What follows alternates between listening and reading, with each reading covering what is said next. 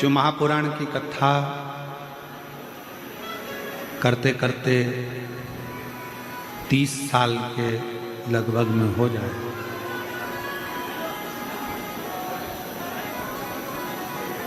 इन 30 साल के अंदर हमने अपनी व्यासपीठ से कभी ये नहीं कहा कि आप अपने रिश्तेदारों को या अपने कुटुंब वालों को या परिवार वालों को कथा में लेकर आओ।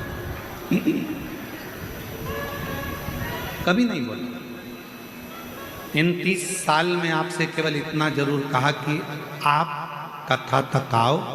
जब आप कथा तक आओगे एक ना एक दिन ऐसा आएगा कि अपन अगर सुधर गए, अपन शिव तक जाना चालू कर दिए तो एक दिन पूरा मोहल्ला, पूरा गांव, पूरा घर सब शंकर के मंदिर जाना चालू।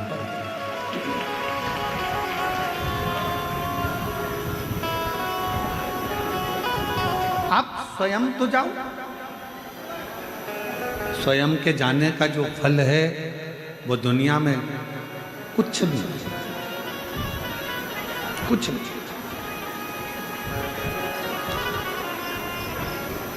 और मत बुरे कर्म कर बंदे वरना पछताएगा।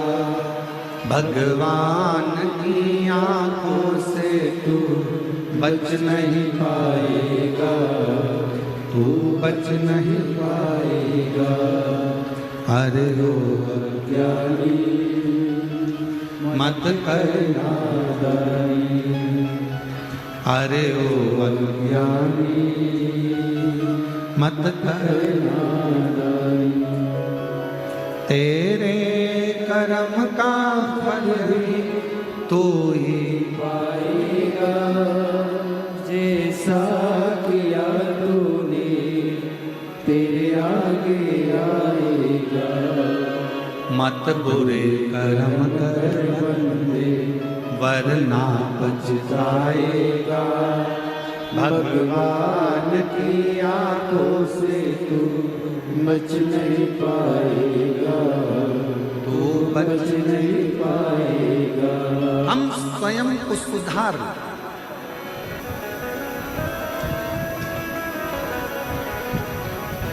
स्कूल कौन कौन गया है? हाथ उठाओ। अरे उठाओ तो, सभी गए होंगे, हम भी गए, उठा लिया। डर लो।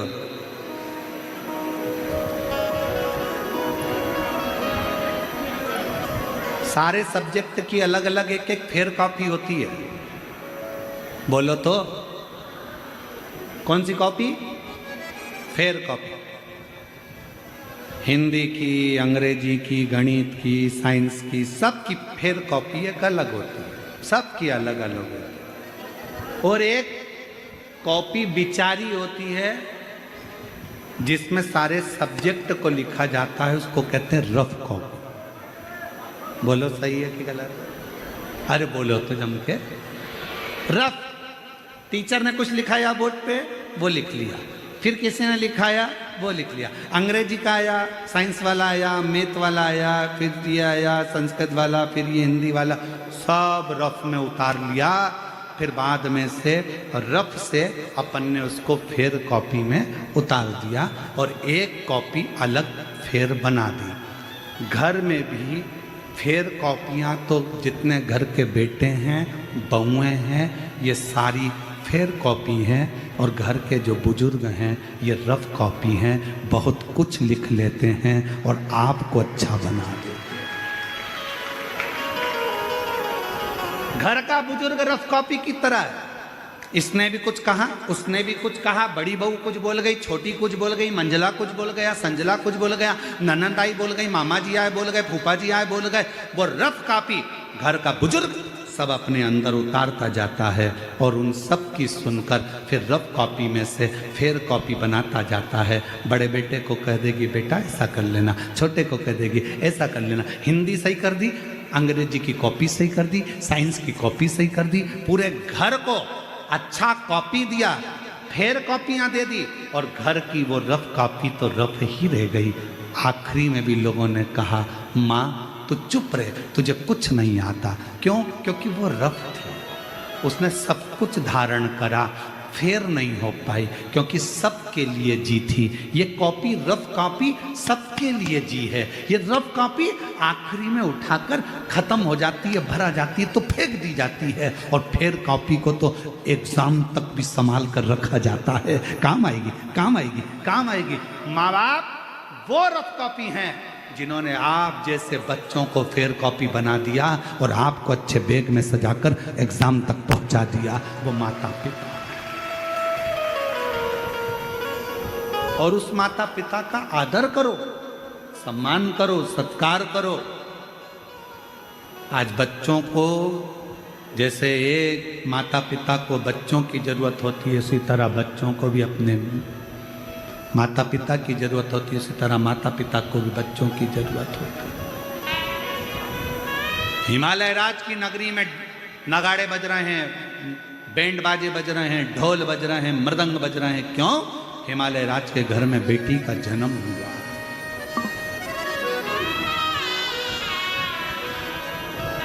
बेटी का जन्म, और कितना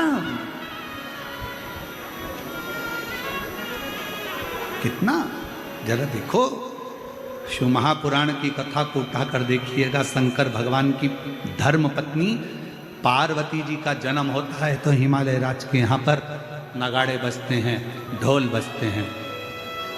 शंकर भगवान की खुद के घर में अशोक सुंदरी का जन्म होता है। जया, विषहरा, शामली बारी, दौतली, देव, शंकर भगवान के घर में 6 लड़कियों का जन्म होता है। गणेश जी का जन्म हुआ तो नगाड़े नहीं बजे, कार्तिकेय का जन्म हुआ तो नगाड़े नहीं बजे, और शंकर भगवान के घर में भी अगर बेटी का जन्म हुआ है तो नगाड़े बज रहे हैं, नगाड़े बज रहे हैं, आनंद हो रहा है।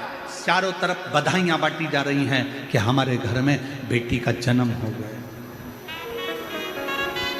बेटी का, पर बेटी भी हो तो ऐसी हो जो अपने माँ बाप का नाम रोशन करे। आज के ज़माने में एक बेटी ने इंदौर में ऐसा काम कर दिया कि पूरा मीडिया हिलकर रह गया। आप सबको मालूम होगा वो राजा की कथा कि क्या उत्पात मचाया। ऐसी बेटी ना, ऐसी बेटी। पार्वती माता का जन्म हुआ, हिमालय राज की नगरी आनंदित हो गई। आनंदित, पूरी हिमालय राज आज गौरवान्वितता महसूस कर रहे हैं। और मेरा बेटियों से निवेदन है, जितनी बेटियां इस आस्था चैनल के माध्यम से कथा सुन रही हैं, जितनी सोशल मीडिया पे कथा सुन रही हैं, और जितनी इस चाकरवाड़ी की पवित्र भूमि पर कथा सुन रही हैं, माउली बाबा के इस पवित्र स्थान से, मेरे शंकर का एक रूप है माउली, उनके एक इस पवित्र स्थान से जितनी बेटियां कथा श्रवण कर रही हैं, मैं उनसे भी कहूँगा कि आप, केवल एक बेटी ऐसी होती है जो अपने माँ बाप को 94 तरह के नरक में से बाहर निकाल के ले आती है। बेटी, बेटा नहीं, बेटा एक कुल को तारता है। बेटे को तो कन्यादान, बेटे को तो बाप का पिंडदान करना पड़ता है, बेटे को तो माँ का पिंडदान करना पड़ता है, बेटे को तो दादा दादी का पिंडदान करना पड़ता है, तब जाकर वो तरते हैं। पर बेटी को पिंडदान की भी जरूरत नहीं पड़ती। जब माँ बाप अपनी बेटी का कन्यादान करते हैं, कन्यादान के समय पर माँ बाप 94 तरह के नरकों से छूट जाते हैं, 94 तरह के नरक से छूट जाते हैं। बेटी बेटी होती है।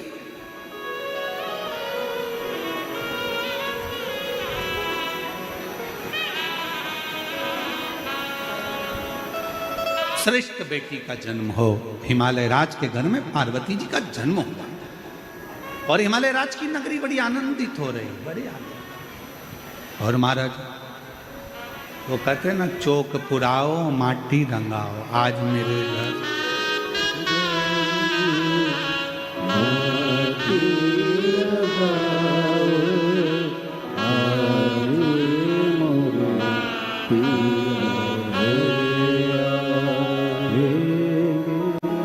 सुंदर भाव कहा गया कि भगवान शिव के पार्वती मैया का प्रागट्य हुआ, हिमालय राज आनंदित हुआ, पितृलोक आनंदित हुआ, देवलोक आनंदित हुआ, भूमंडल आनंदित हुआ, चारों तरफ आनंद ही आनंद समाहित हो गए। पूरा देवलोक आनंदित है, पूरा देवलोक। और उस देवलोक में जब पार्वती मैया का जन्म के समय पर देव ऋषि नारद जी का आगमन हुआ,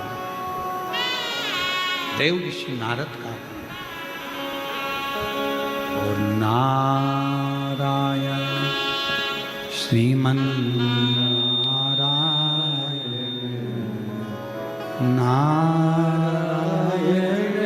श्रीमन नारायण। देव ऋषि नारद का आगमन हो गया। हिमालय राज की धर्म पत्नी मैनावती की गोद में पार्वती जी दिखा।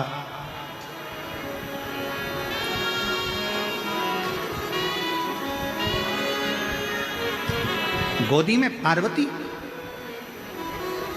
देव ऋषि नारद जी ने देखते ही श्रीमन नारायण श्रीमन नारायण श्रीमन नारायण श्रीमन नारायण, बहुत ठाका लगाए नारद जी महाराज, खूब तेज हंसे, बहुत तेज। नारायण श्रीमन